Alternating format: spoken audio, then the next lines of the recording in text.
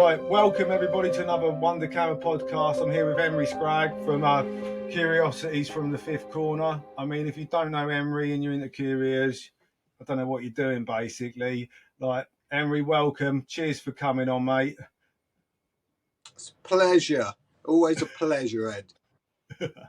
It's great seeing you actually, because the last time was quite a while back and we sort of briefly met and sort of had a bit of time together, and that was actually a good laugh and a good chat. Yeah, really pleased to meet a fine we fella were like busy yourself. being celebrity. I don't know about that, mate, but we were doing something anyway, which was all right, wasn't it? So, Henry, Bones, mate, what got you into this game? Because, it's not everybody's cup of tea, is it? It certainly is not everyone's cup of tea. I mean, for me, I don't know. There's a beauty in skulls. Like the beauty. They take a lifetime to grow, and they just look beautiful. But it's not just the skulls and stuff. It's the way that they look. Like when you get layers of curiosities. You've got one image, and you could look at it a few times and still not see everything there. And you put them on a shelf, and they just kind of look like a work of art. There's a real beauty to the macabre. Yeah.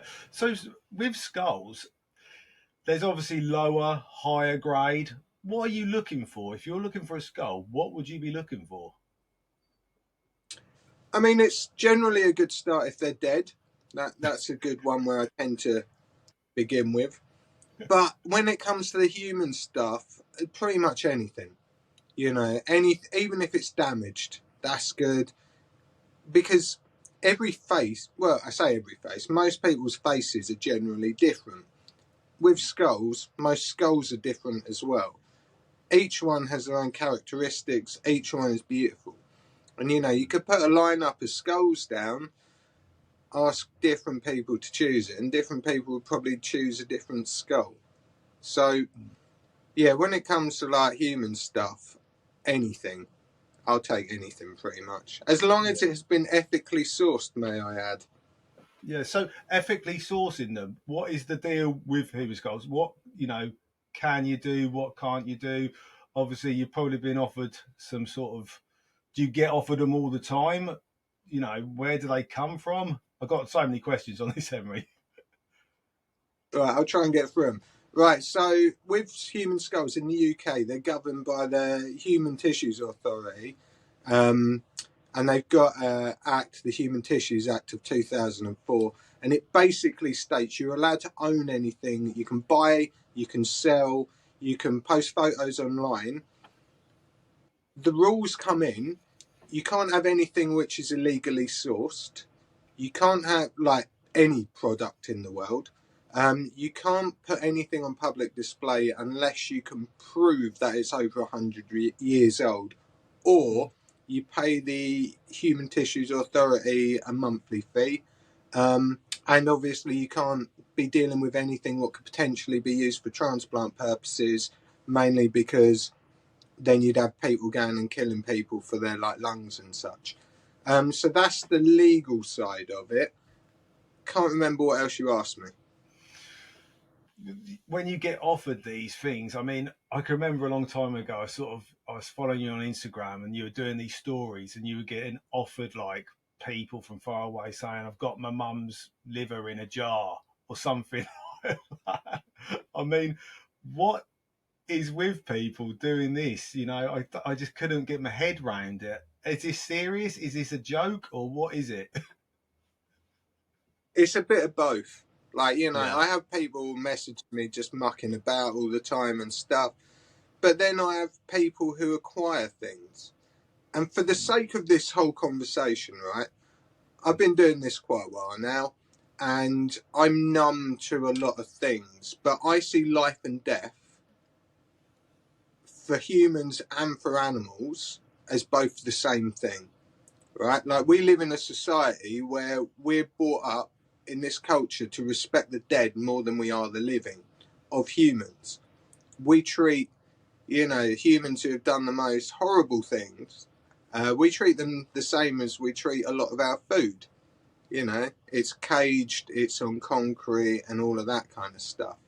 And it's quite, I don't know, it's a weird situation. So when I'm talking about shit, hear it as in it's a dead thing. Now, that dead thing could be a dead human, it could be an animal skull you found in a field, it could be a leather footstool, it could be anything, you know, but they're just dead things. So sometimes people acquire things from here, there, and everywhere. A lot of people assume if you've got a human skull, you've either dug someone up or you've killed someone. But there's loads of old medical skulls around because pretty much all doctors, dentists, and anyone in the medical field used to have a real human skull because they couldn't make the models detailed enough. So you'd have like companies like Adam Rowley and stuff chucking out these half skeletons in boxes, and a lot of them come out. But you also get human skulls, like darker ones and whatnot. I'll show you one, for example, like this fella here. Yeah. So it's a dark human skull. This hasn't been cleaned for medical study or anything like that. But with a lot of human skulls, when you're buried, that's your first burial. In the UK, so I think it's like 100 years. But that's the reason why people are still getting buried in these really small cemeteries. That's why there's room, because after 100 years, they will dig you up if they need room, and your bones will go elsewhere. Now, I've heard of skulls and bones being put in mass pits. I've heard of them being put in wood chippers. But you also, this is where ossuaries come from as well. Because when you get ossuaries, like I was in Czechia not too long ago at the Sedlec and some of the other ossuaries in there, and you get hundreds and thousands of clean human skulls. Now, a lot of these have been dug up to make room, and then that's their second burial, which is, you know. But then sometimes skulls become available. They're not illegal. There's nothing particularly dodgy about it. But when you dig up a human skull, like, what are you going to do with it? You could hand it to a museum. They've already got loads of them, so they don't need any more. Police station ain't interested if it's an old skull. But then if you've got someone who's like, actually, I know people who will respect that skull. I know people who will look after it, appreciate it, and put it on a shelf and love it. So, you know, then money gets changed hands and everyone's happy. In a way, it's more respectful than burying it 6 foot under and having worms fucking in its sockets. Well, you touched on that about how your opinions of life and death and the same. What are your thoughts on afterlife when you die? It's a deep one, Henry. I don't know. See, the problem is my brain kind of implodes when I'm trying to think about what the hell happens because I can't comprehend nothingness. I can't comprehend. I can comprehend change. I can comprehend everything I know resetting and being different, but I can't comprehend not having any conscious thoughts and just simply not existing. Because that's not just, all right, well, I'm not going to exist for that bit. It's not existing ever. And I wish I was naive enough to be one of those people who believes that, you know, if I do all these nice things, I'm going to go to a nice place, you know, or if I do these horrible things, I'm going to go to a horrible place. Like, I'd love to believe in heaven. You know, like Ricky Gervais's invention of lying. That's a brilliant film if you watch that, because you can see why people do it, why it began, but then why people take it a little bit too extreme in this day and age. But yeah, I can't comprehend it. Like, it's yeah, it gives me a headache every time I try. But yeah, it would be nice to be religious, but I'm just it's not who I am, unfortunately. Yeah, because a lot. It struck me when I spoke to a few people who are into this game, sort of like the death, you know, and the other side, and curios and haunted pieces and macabre, and a lot of them are like, I don't believe in, you know, and after anything happens, you know, and I think that was really struck with me because I thought maybe they're trying to discover it by collecting these objects or trying to get an answer, you know, by collecting these sort of objects that are related to death. But anyway, right, Henry, would you what are you going to do with your body when you die? What are you going to have in your will? Are you going to be a skeleton? Well, I don't really care, to be honest.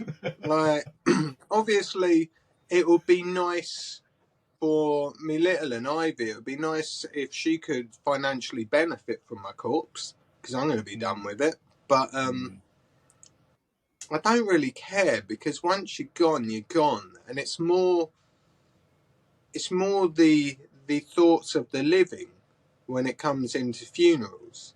You know what I mean? Because like we all go to a funeral because that's for us. That's for the living to say goodbye. It's not, you know, putting someone on a fucking train and then sending them off to heaven or nothing. It ain't like that. It's all for the living. Now, one of the things I've got, if you don't mind me getting an object, Ed. Please. I say an object. Right. So this here, have you worked out what this is yet? Is it ashes? No? Oh, it's not Can't just really see. ashes. Right. Right. I'm picking it up. So this in here, this, Ed, is my nan. Right. Okay. Elvira Nice. Wall. Nice. So my nan died quite a while ago, and then we eventually got around to sprinkling her ashes. Yeah. Now, when we're sprinkling her ashes, I was about to do the deed, and I've got a few members of my close family and some members of my more distant family, and I kind of said to them, like, we've got two options here. Number one is we can sprinkle these ashes and we can say goodbye, and, you know, that's lovely for us. Or option two is I can sell them. Now, my close family gave me a bit of a funny look, and my more distant family gave me a little bit of a funnier look, to be honest. But then the sales pitch comes in. Now, we sprinkle the ashes, we say goodbye, that's it, done. Right? But then there's the other option. What if I was to put my nan's ashes in various jars, say 10, 20 jars, and then all of us, we all write our favourite memories of our nan. We include some photos, some history, and everything else. Because as far as I'm concerned, you continue to exist if you're remembered. Like, someone you knew who's dead exists more in your world than someone who lives 5 doors down that you've never met before. So rather than dust in the wind, as it was, you could have 10, 20 new people who would learn who our nan was. They'd understand what she did in life, what she liked, what she hated, and she'd be remembered and she'd be potentially respected and enjoyed. And also, it will give the release from your family as well, a sort of, It you will. know, yeah. It'll dig up all them nice memories and shit like that. But then obviously I'm not going to want to financially benefit from selling me dead nan. So the plan is we kind of come to an agreement of what charity would my nan have liked to have donated to. And we come to an agreement on the Samaritans, which, you know, good charity, that one. And the idea is when everyone's got all their thoughts and memories and we get photos and stuff, I am going to bottle these up, I am going to sell them, and then we're going to make a donation to the Samaritans. Will probably be a good couple of grand. And it's like, you're taking something and you're giving back to the living. Now, for us, for our memory, it's not just dust in the wind. We're digging out those old memories. We know that we're giving back to the living, to something what she would have loved. And that, I think, is more important than just for our peace of mind to know, oh, yeah, we've sprinkled her, job done.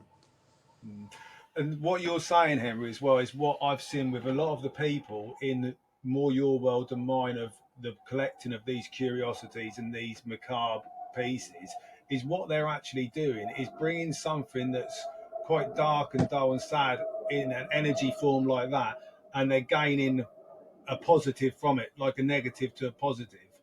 And people don't realise Yeah. that, you know, they just don't, No. you know. And I got that when I first met you, when you said, you know, my collection, I'm really doing this for my daughter Ivy, you know, like it's all going to end up going to her, you know, and she's going to be financially safe when it all goes, you know. And I just thought that's just proper pure love, you know. Yeah, And I think the thing is, like, I don't know, have you got kids? yeah, I've got two, one on the way, mate. Oh, congratulations. Thank you, Um, thank you. think I've got a shit memory. We've probably had all these conversations before, but I'm sure you feel the same. But you know, when your first kid was born, I found for me personally, I had a new range of emotions born at the same time. Yeah, I sure. felt feelings I never knew I could possibly feel, and I just had this sudden, I'm not important anymore. Like who I am, what I do, that's it's relevant to a degree. You've got to be happy to be able to be a good parent. But also it's like I am here to protect you, and everything I do will be in a way aimed for your benefit to help you. But you know, it's yeah. It's That's a yeah, whole it's new fucking conversation. yeah, man. Well, I'll tell you what, right? Because we've only got a bit of time, because I know you're busy, mate. Should we get looking at some stuff? You know, what have you got? I'm not Right, going to let me talk. I show you should. some stuff. Yeah. So here we've got the boys. Right. So these are genuine Victorian Siamese twins. Apparently they did some touring with like a sideshow. But yeah, they're in my personal collection, and they're just like, they're a beautiful thing. It's like Is that pickled baby. It's pickled babies can generally be a little bit frowned upon, but things like this, they were generally kept and stored and prepared so that medical professionals could learn how to look after the living. And it's things like this. You don't know how many lives they potentially saved with the understanding that people have got about them, which is it's a thing to respect and appreciate. But as far as they're concerned, just sat on there, they're just beautiful little things. Right, so that's one thing. I can get through some stuff. yes? So, Go. right, Mary. So this is Mary. She's got original dentures, full head of hair, French plait, cheeky little thing. I don't know what her actual name was, but I called her Mary because I hairy Mary, and it tickled me. When I first started collecting, I was working full time, and pretty much every penny was going towards the bills, me ex, like looking after the little one and stuff. And I just didn't have any money because I had debt. So I'd go out with like 20 quid, go to the boot sales, buy some bits, bring it back, make a nice little setup, take a photo, put it on Instagram, just as a hobby, just because I like things and I like that kind of stuff. And then, then it kind of got to a point where people wanted to buy things off me. So it'd be a case of I'd spend 20 quid, sell things, and then I'd have a budget and I'd be able to buy a little bit more. And over the years, that's how the business started, and that's where it's got to. You know, it started from debt and passion, and I think if you've got passion for anything, you can make money out of it. So yeah, that's kind of how it's. You'll realise we'll go for a basic point, and I'll fuck off on a tangent, and eventually come back round to it, Digress, or mate. I'll forget about what the original point was. But the point I was getting to, Ed, was this was one of the first human skulls I ever got. My first experience with human remains was 11 human skulls. Mary was one of them. But I couldn't afford to keep any of them, so I sold and traded again to get more stuff, to pay back the money what I borrowed to get the skulls in the first place. She went off to a collector. Years later, I saw her in the collector in another collection. I couldn't afford to keep her. He wanted me to sell her, so I sold her to someone in America. She changed hands. Then a couple of years back, I saw her in a collection. I'm like, fucking need her back. So she has returned. Here she is. Right, the next one is a little treat. Let's have a look at this one. Right, so this is an iron tooth skull. I don't know where the lighting in is not great. Yeah, we can see it So now. this Yeah, skull here, I've essentially right. sharpened a load of old nails and inserted them in and Right. created that. So it's a real human skull with iron teeth, essentially. They photograph nicely. Do But you this do next that? piece, Do you do that a lot then, Henry? Work on the skulls and sort of adapt them, sort of like a bit I of art? don't usually. I mean, it started off like in shop. We do beads, we do runes, we do necklaces, we do all manner of things. I do forging, I do casting, I do leatherwork, I do just so many things. But originally, I got human skull, and it had these fake teeth in it, and they cut away the maxilla and mandible to get these teeth in, and it looked terrible. So I was trying to do something with it, and I did Cool. my first like nail tooth skull, and then in one of my auctions, what I do, it went for 2,200, I think it went for. And then I had other people asking me to make one, so now and then I'll get asked to make one, and I'll just do it, Yeah, and that's good. Right, yeah, go for it. I I will see. show you. Oh, Whoa, that's a serious so thing. what That you've is. got here, this is a semi-mummified skull. It's all I know. I bought it from a European collector. All I know is that it's European. It's got some age to it. It's a cheeky little thing. How would they? How Not would that get? everyone's cup of tea. How would that get mummified like that then? So mummification can happen naturally if things just dry out. Right. If Yeah. you've got something which is buried in wet soil, then it's going to break down. Like various bugs, microorganisms, and whatnot will start nibbling away on it, and it will go back into the earth. But then you have other situations where people are buried away from dirt and away from earth and whatnot, and they dry out, and in a way it preserves it. That's what Yeah. that is. That's mad.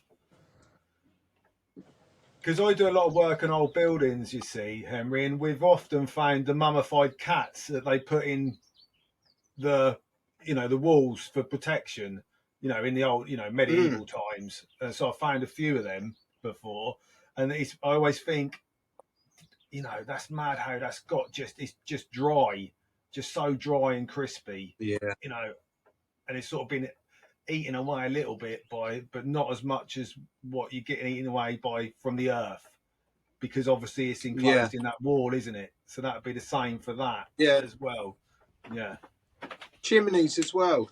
You can Yeah. smoke them. Like Right. things get stuck down the up chimneys. Like there used to be a thing that if a child was born out of wedlock and there was an issue with it and the child didn't make it, like women, they were unfortunately at a point where they'd be judged, and they were afraid to let people know that they were pregnant and that this happened and stuff. So a lot of the time they would bury the babies in a churchyard so that it's on sacred holy ground. But sometimes they were known to hide them up in chimneys, and smoked fetuses have been found, Yeah. which is Yeah. It's got that history as well to it, of a time where, just such a different time, a darker sort of time. Yeah, interesting. Right, what else you got then, mate? I mean, I've got stuff everywhere. What I Yeah. have conveniently got over here. Yeah. Right, so this here, if you're up for a tangent, Ed, I'm going to take you on a fucking long Please. journey here. Right, go for Right, it. so one of the things I love about objects is it's not just the object, it's the history behind it or the story behind it. Like, I love skull hunting. I love going through the woods looking for animal skulls. I'd never kill anything for its skull or to make money, but finding dead things excites the shit out of me. And I've got loads of rabbit skulls, you know, a rabbit skull's a rabbit skull. Yet if I see one out in the woods, it excites me like a child finding an Easter egg.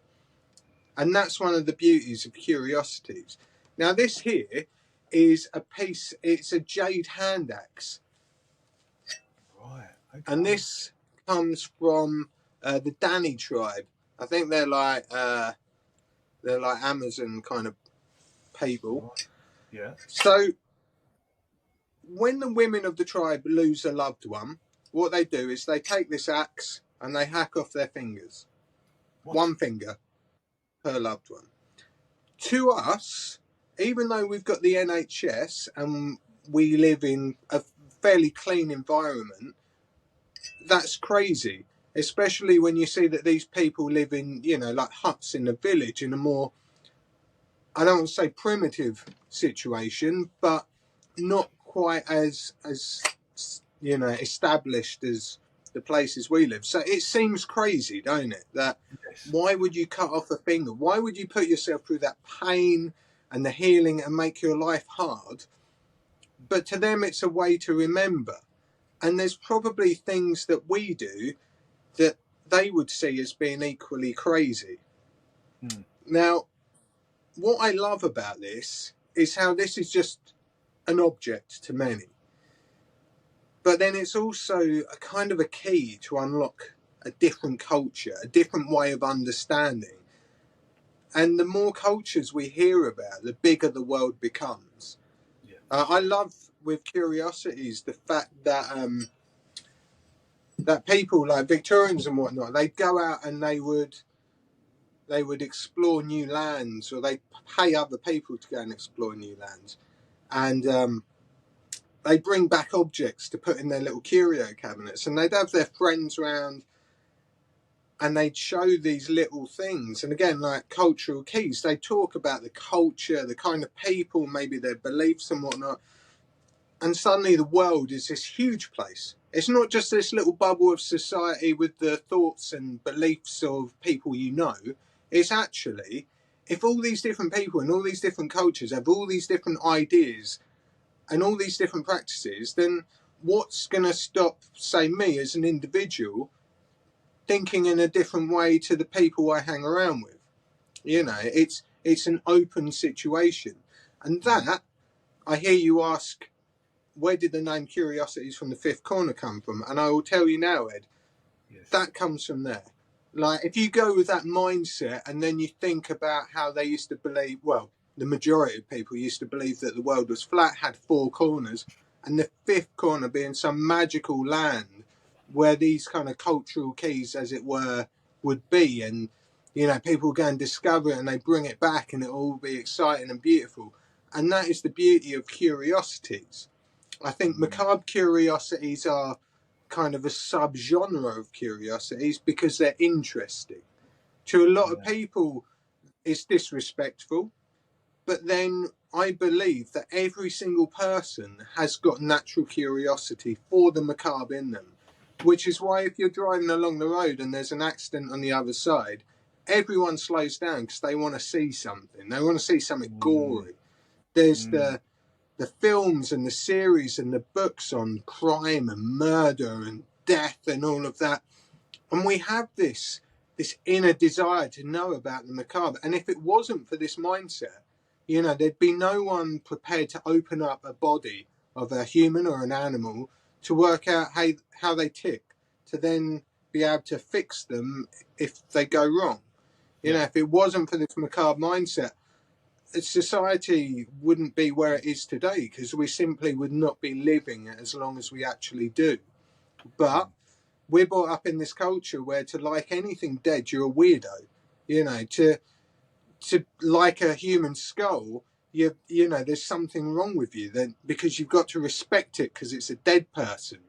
But it sucks the fact that we have a funeral for people when they're dead.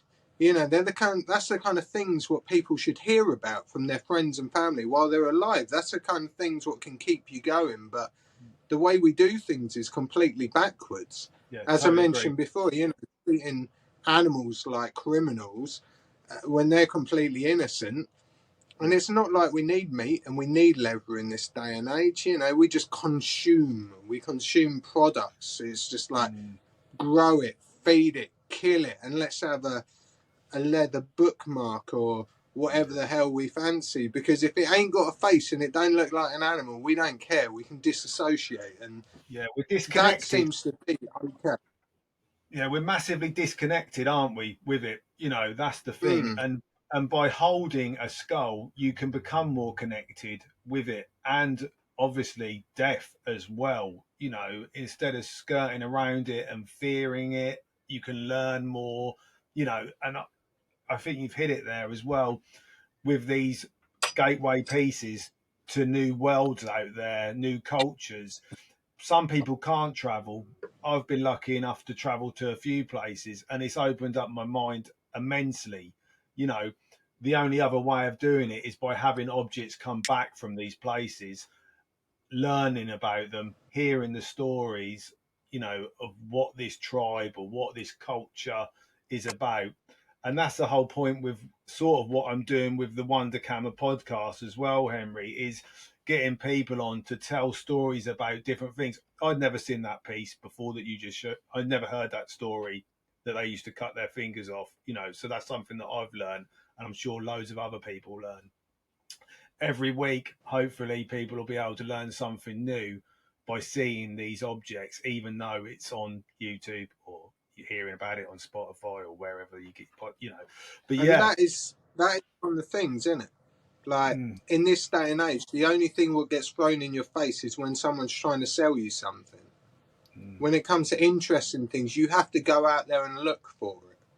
mm, And a lot of people kind of forget that interesting stuff's out there. You know, like curiosities are timeless because people are always going to have that interest. yeah, it's great that it's making that resurgence as well, isn't it? People, I think I'm in sort of the mainstream antiques world as well, and you're seeing a lot more people buying these one-off unusual items that they can sit in their house in an interior space and as a sort of talking point, you know, maybe just one skull, maybe just one, you know, taxidermy piece.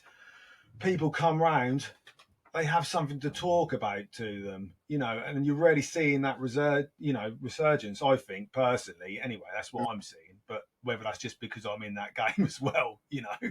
So, well, Yeah, yeah.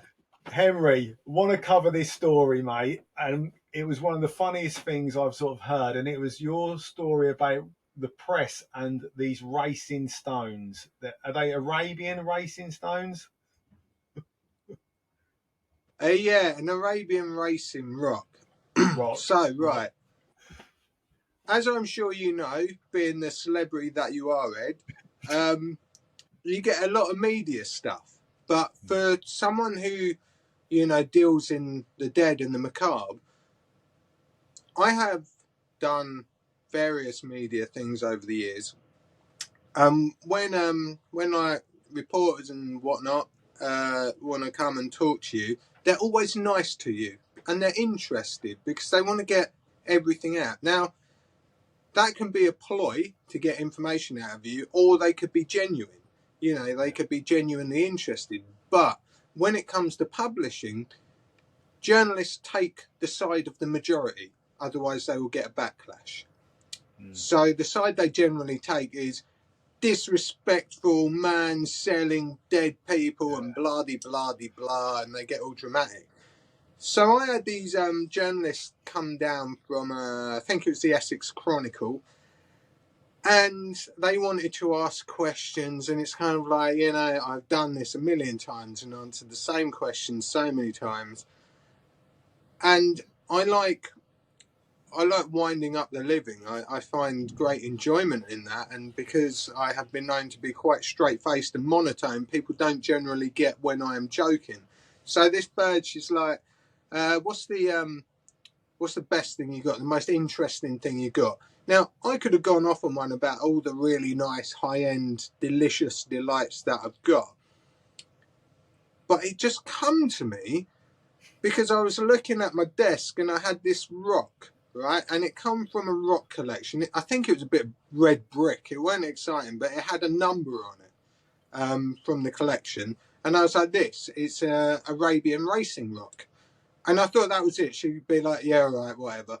And then she wanted to know more and more and more.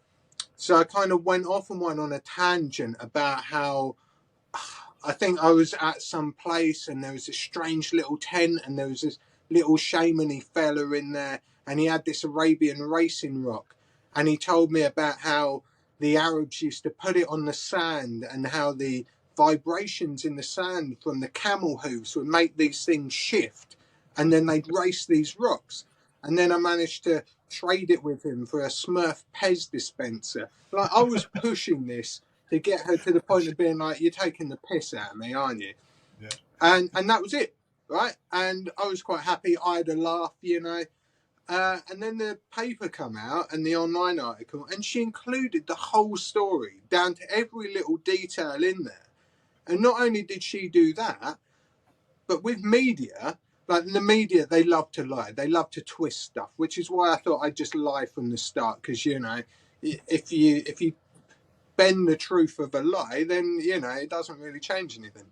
But yeah, then this same media gets stolen by different companies and everyone. They jump on it, they steal it, and it was getting shared around the world in so many various languages, like I think China, Russia, some random European countries I've never heard of.